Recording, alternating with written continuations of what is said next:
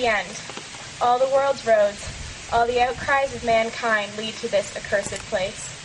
Here is the kingdom of night. That's the voice of a 21-year-old Alexandria Fanjoy Silver, reciting poetry outside the Birkenau death camp in Poland, while on a Holocaust education tour back in 2007 when she was in university. The Toronto woman now teaches Jewish history at Tannenbaum Chat, a private Jewish high school, but says she was always obsessed with Judaism, even though she was born and raised a Christian, actually an Anglican. As a child, she read Elie Wiesel's seminal Holocaust book Night, along with Hitler's Mein Kampf, but it was after that trip to Poland that she felt she needed to do more than just honor the victims of the Holocaust, and she began studying to formally convert to Judaism. She's been officially Jewish since 2009, and that's 15 years. She's never regretted her decision. Even though the conversion process wasn't easy, she's embraced the culture and the rituals. She took the Hebrew name Emunah, meaning faith. She later married a Jewish man who she met at summer camp. Actually, they were both working at a Jewish summer camp, and they're raising their 2 children Jewish. And while she's been immersed professionally in the study of the Holocaust and Jewish history and anti-Semitism for years, it was only on and after October 7th that she's had to confront something that wasn't really taught on the curriculum of her conversion course: the trauma of rampant anti-Semitism that has made many Jews targets around the world these past 10 months, and the grief of losing loved ones in the Hamas terror attacks in Israel, where her husband's family comes from. As she prepares for the festival of Shavuot, the festival where we read the Book of Ruth and the story of the Bible's first recorded Jew by choice, Alexandria Fanjoy Silver reflects on her decision to join the Jewish people. A friend of mine was recently saying to me, she's like, well, would you change anything, knowing everything that's happened now and how under threat you feel on a regular basis? Absolutely not. Most converts would say the same thing, but it's the significance of that choice feels much stronger now. I'm Ellen Besner, and this is what Jewish Canada sounds like for Tuesday, June the 11th, 2024. Welcome to the CJN Daily, a podcast of the Canadian Jewish News for Shavuot.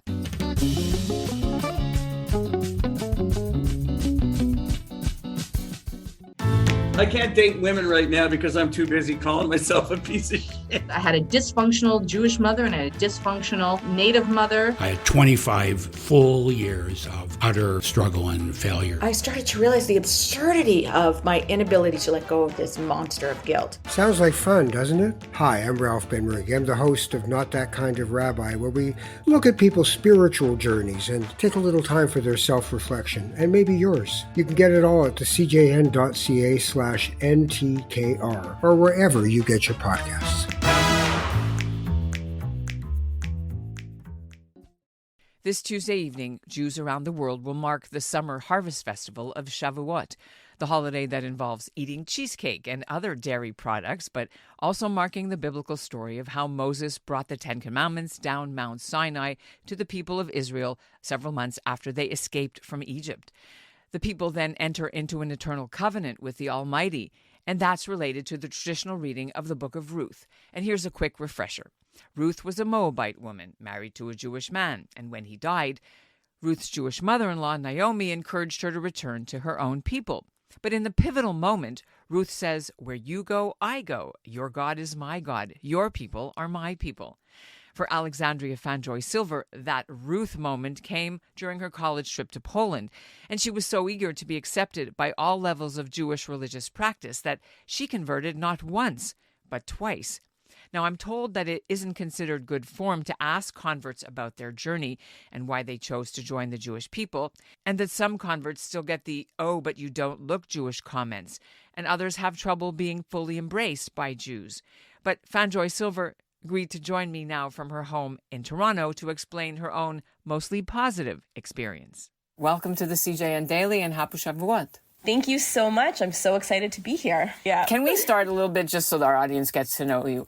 This was before the time where they have Ancestry or DNA 23andMe, where, people, they do these tests and things. But, I mean, have you done one of those first to see if you actually do have any Jewish blood?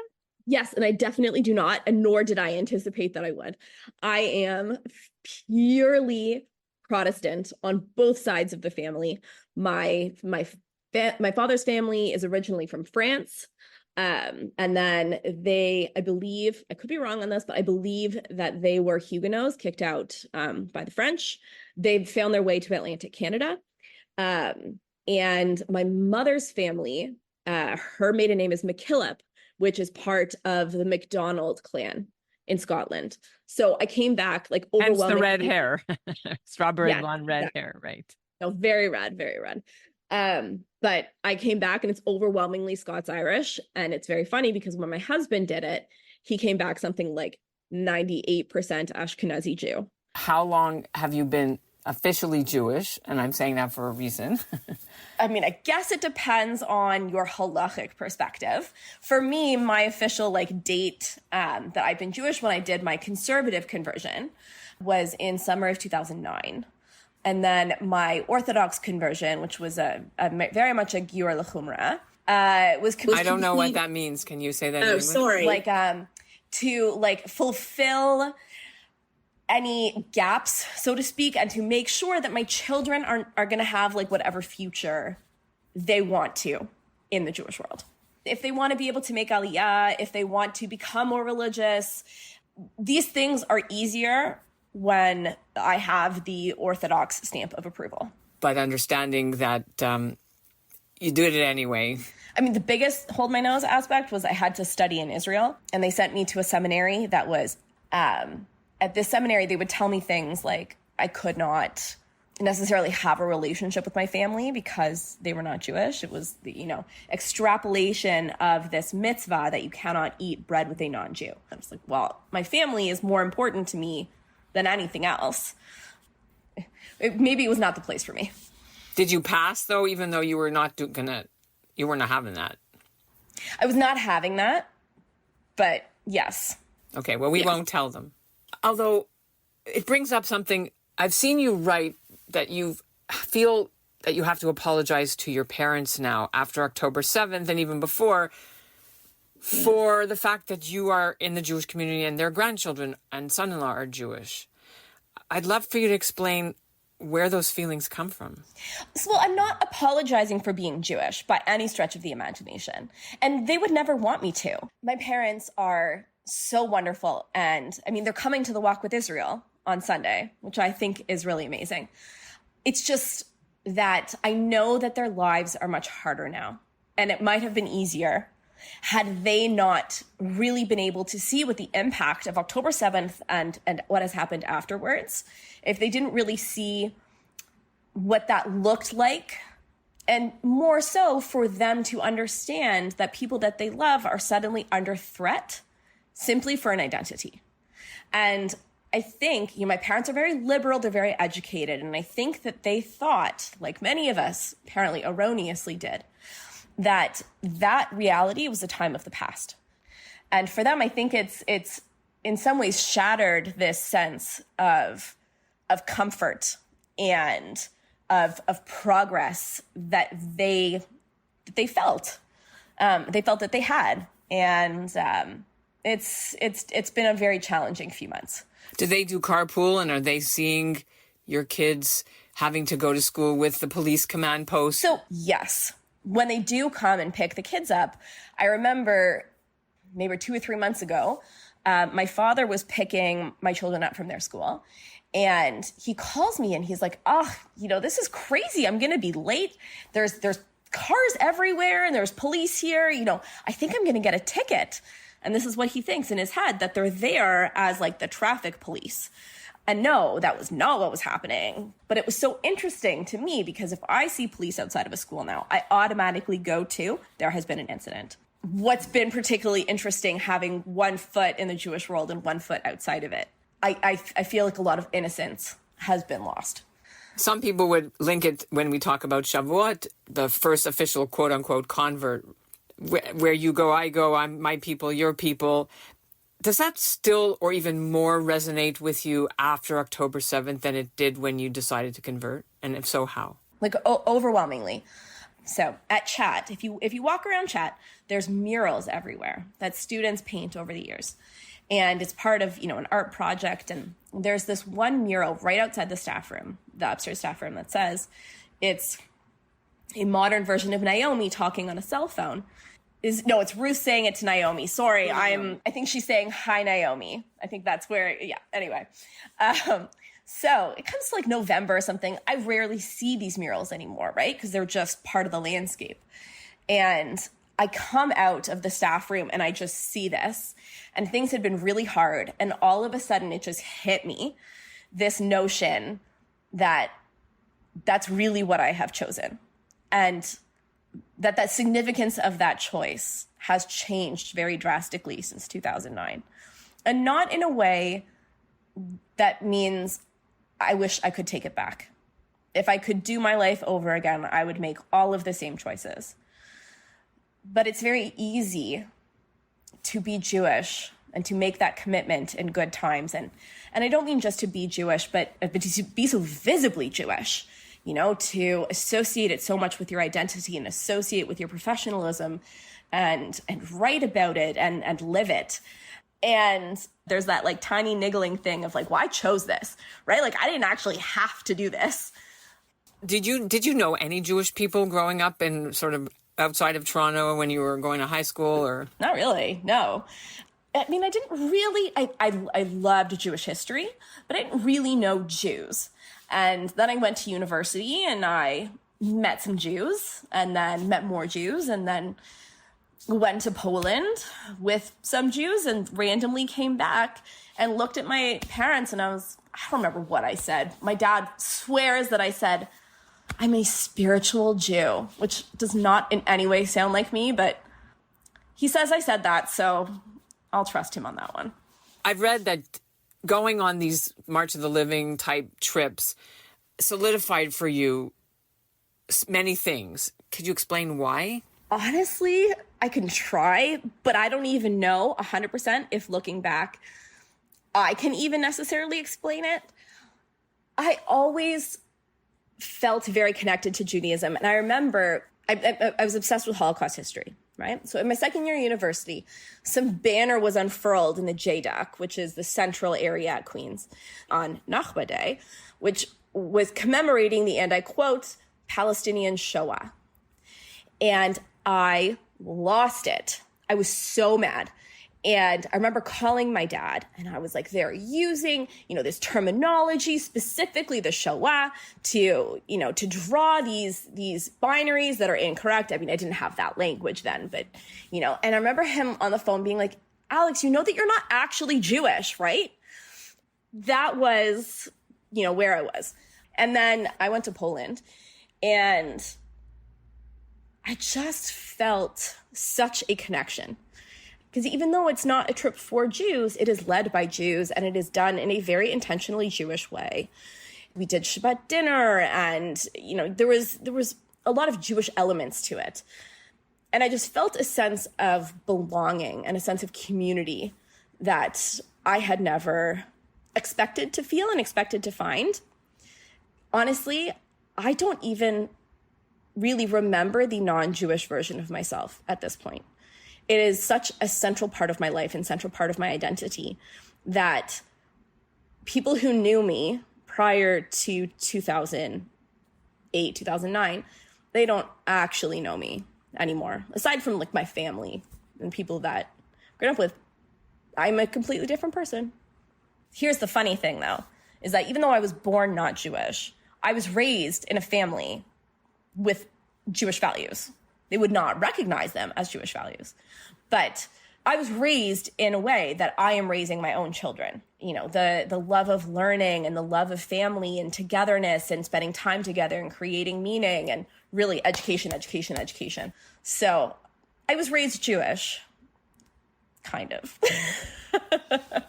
And yet now, after October 7th, you said, you don't regret any of it.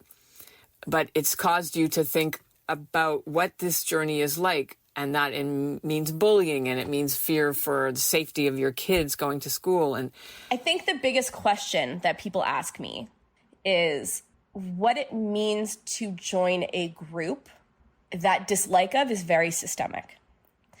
And prior to October 7th, I remember every once in a while something would come up And I would be reminded that anti-Semitism and dislike of Jews is this somewhat systemic underpinning that goes underneath much of polite society.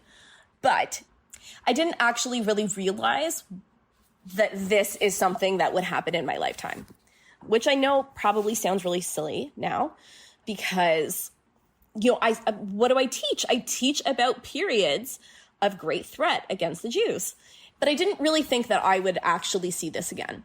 Having said that, I've seen you say or write that because you weren't born Jewish, it's a challenge to navigate or to come to terms with this perhaps baggage that those of us were raised Jewish intrinsically know in their genes, intergenerational trauma and passing it on. And you didn't have that. So do you think you have it now? Yes, very much. And this is something that, intellectually, I know that when it really comes to, the generational trauma of Jews, I don't, right? There's literally studies on epigenetic trauma and the ways in which these physical markers of trauma exist in second and even sometimes into third generation Holocaust survivors. So intellectually, yeah, I know that that's not a thing. But when you have become immersed in this, and this is what you spend your day doing. I spend my day and my life talking to young people about these times in history that are extremely challenging and that are very traumatic. And then when something like October 7th happens, and all of a sudden you feel traumatized, then you get to go to school the next day, or I guess 2 days later, and be like, so let's talk about the Holocaust. And it's very hard not to feel that sense of generational trauma, because if your life is history and you spend all day, every day, looking at the past and thinking about the past and trying to get students to understand what it felt like to be in these places. And I'm really into this question of agency in history. I don't like students to think, okay, well, this is, these are things that happened and I just have to understand what they were. No. You need to be able to try and think about what the thought processes were, what informed people's decisions. How would you have reacted? If, let's say, you were handed this similar situation, how would you have reacted? When you spend your life talking about trauma, it's hard not to feel that sense of trauma when you all of a sudden are under threat on the basis of your identity. Earlier, before we started taping, you said you're writing a book about Jewish history through food. They killed us. They tried to kill us. Let's eat. That's the whole thing. Yep. They failed. Let's eat. Don't forget the fail. Okay. So here's a tough one. What food are you going to put in a chapter about now, October 7th? That is a really great question. So I had this idea to look at these bakeries in Yafo, particularly one called Abu Lafia, which is has been owned and by both Jews and Arabs, and they've had economic partnerships, and they're partnerships that still exist to this day. And what I would like to think of as you think of October 7th and all of the fallout is that food is a mechanism of bridge building. That food can be this not only portrait of this Jewish past, but this blueprint for a future of what can bring people together. And October 7th is this rip in history where I feel like genuinely our lives are going to be, well, before October 7th and after October 7th. And I would hope, and one of the reasons that I love food, and I think that food is a really cool way to explore Jewish histories, particularly for non-Jews, is this idea of how can food be used to represent a way that we can try to come together and deal with this rupture and be part of that regeneration. Okay, and so Shavuot is coming, and I know there's a birthday in your family at one of your children. Yes. Not cheesecake, though. What are you making?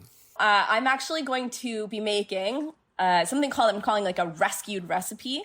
Or I'm looking at recipes that nearly died when the communities that created them died. And it's this recipe that nearly died out twice. First in the Spanish Inquisition, and then in Salonika, and it's called the Bread of Seven Heavens.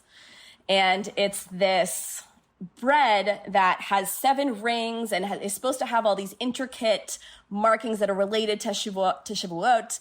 Could be, the 7 weeks of the Omer between Pesach and Shavuot. Could relate to, 7 species.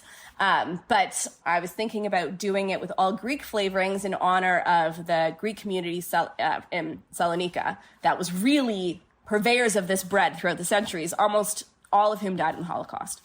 And bringing this like Greek flavored cheese filled bread to Shavuot this year, because we're not cheesecake people. Is there anything before we end that you want our listeners at the CJN Daily to understand about how a person who converted and chose Judaism is preparing or relating to the holiday of Shavuot this year? Ruth is associated with Shavuot, and Ruth really makes this choice to become Jewish. And I think that converts sometimes get a bit of a bad rap in the Jewish community, that conversion is not treated as seriously by many Jews as it should be. The converts are often used as political and religious pawns. And I think more than anything, what I'm hoping this Shavuot is that Jews who may or may not know any converts themselves recognize how much sacrifice and love and care goes into the process of conversion, and that people don't convert for vain or unserious reasons. You have to do a lot of work. They make it really hard. They basically tell you to get lost the first 5 times or something. And there's this idea that all converts, were at Sinai, like their souls were at Sinai. And I really believe that. And we are people who have actively chosen the Jewish community, and we see the value and love and care of the Jewish community. And I've been very fortunate. I have gotten all of that care and love and respect back. And, you say, oh, you don't look Jewish, you could pass. It's funny because I actually sometimes wonder if it's because I actually pass as Jewish very easily. That people don't know unless I actually have told them that I converted. Nobody would know that anymore. And so I sometimes wonder if that makes it easier. But I have been extraordinarily lucky, and a lot of that has to do with my in-laws. And it has to do with my family. It has to do with my friends. I don't have any of the issues that other converts have. And I think the only thing that I could say is that I hope for a future where everyone feels that same level of belonging that I always have. And that's what Jewish Canada sounds like for this episode of the CJN Daily. You can learn more about the 7 Heavens bread that Alexandria Fanjoy Silver was planning to make for her son's birthday on Shavuot, and try to make it yourself. I've put a recipe for it in our show notes, and also a link to her PhD thesis about the March of the Living. The CJN Daily will be off for the 2 days of Shavuot in the diaspora and will resume regular programming on Monday. The CJN Daily podcast is produced by Zachary Judah Kaufman. Our executive producer is Michael Freeman, and our music is by Dov Beck-Levine. Thanks for listening to the CJN Daily. Y'all remember that joke from Airplane? The old lady asked for some light reading. How about this leaflet, famous Jewish sports legends? But in actuality, that's changing. Jews are crushing it in sports around the world, and we are here to celebrate them. Sandy Koufax gets his 10th strikeout. Zach Hyman, his first career hat trick. 41 points for Diddy Avdia. It's Sue Bird's building. I'm Gabe. And I'm Jamie. We love Jews and we love sports, but most of all, we love kvelling over Jews in sports. Together we host Menschwarmers, the longest running Jewish sports podcast in the world. Listen and subscribe at thecjn.ca and wherever you find your podcasts.